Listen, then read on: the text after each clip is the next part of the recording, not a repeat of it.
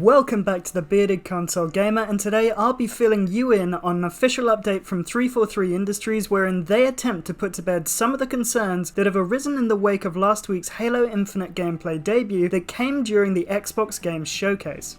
Just in case you missed it, Halo's showing at the event was met with consternation from some fans of the series and, of course, a fair measure of glee from Sony fans who were just looking to pile on.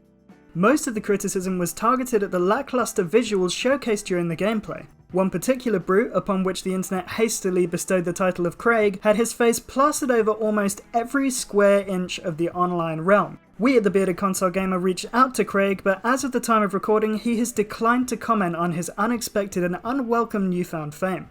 If you want to know more about the Xbox Games Showcase, head over to my channel and check out the video I made specifically for you covering the event. Anyway, 343 Industries took note of the feral screaming and have bravely offered up some answers to the baying mobs in the form of a Halo Waypoint post by community manager John Jinsik, if that's how you pronounce it, and if it's not, well, sorry John, but I doubt you're going to see this anyway.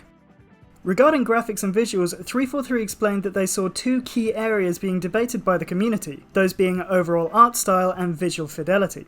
According to the post, 343 decided to model Infinite on the classic legacy aesthetics that defined the original trilogy. This meant giving the game a vibrant palette, cleaner models, and objects with less noise, though they were quick to note that less noise doesn't necessarily mean less detail.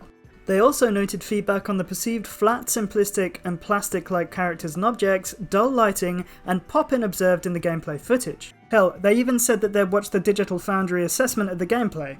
The update explains that the build shown in the presentation was a work in progress from several weeks ago, not several months ago as I had previously thought, and that a variety of graphical elements and systems were still in the process of being finished and polished. Going further, the article assured fans that they were aware they still had a lot of work to do, and that the team was actively looking for ways to address concerns around the graphical detail, clarity, and fidelity of the visuals. So basically they're saying that we can see some of you are upset, but it was a work in progress, and we're now furiously working to make it look a lot prettier for you. Jinsek also had some word bombs for fans regarding the potential of a multiplayer beta and flighting programs. Flighting, by the way, is 343's term for pre-release testing periods. According to the post, the developers' original plans for wide-scale testing had to be abandoned due to COVID-19 disruption, and that at this point, 343 has no idea, or is at least unwilling to announce, what kind of flighting programs will be available, but they're hoping to get the broader public a chance to get hands-on with the game prior to release. He also teased at some of the lingering questions surrounding the fate of Cortana, the Created, Blue Team, Fireteam Osiris, Lasky, the UNSC Infinite, Halsey, and the Arbiter will be answered in the main campaign. Speaking of the main campaign, the main story will support split-screen co-op and 4-player online co-op, and according to Jinsek, almost everything you can see on the map you can go and explore, with relatively few end-of-world barriers in play. The current target frame rate for the campaign is 4K 60 on Series X, but PC players will have a greater freedom in managing this. Rest assured, the battle rifle will be making a return along with a host of legacy weapons augmented by new additions, such as the MK50 Sidekick pistol and the pump-action CQS-48 Bulldog shotgun. However, the classic Magnum handgun and tactical shotgun aren't currently set to be in the game at launch. Speaking to the weapons offering available in Infinite, Jinsik says, "We understand some players won't be thrilled over the prospect of different pistols and shotguns, but we encourage you to keep an open mind." Asking the brutally factionized gaming community to have an open mind about anything is exceptionally optimistic, as these marauding warbands lather themselves up into a frenzy prior to the onset of a new console generation.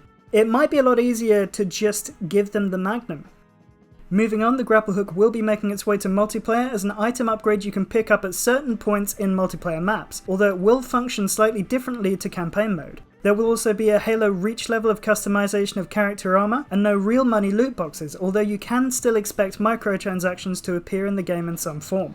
The multiplayer side will also support LAN, and according to a product posting from Smith's Toys Superstores, will be free to play with a frame rate of up to 120 frames per second. If it does turn out to be free to play, we can probably expect some kind of battle pass thrown in.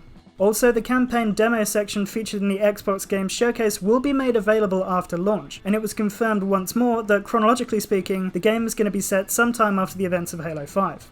That's all of the major announcements from the blog post, but if you like this video, please like and subscribe, and stay tuned for more gaming news, reactions, reviews, and roundups.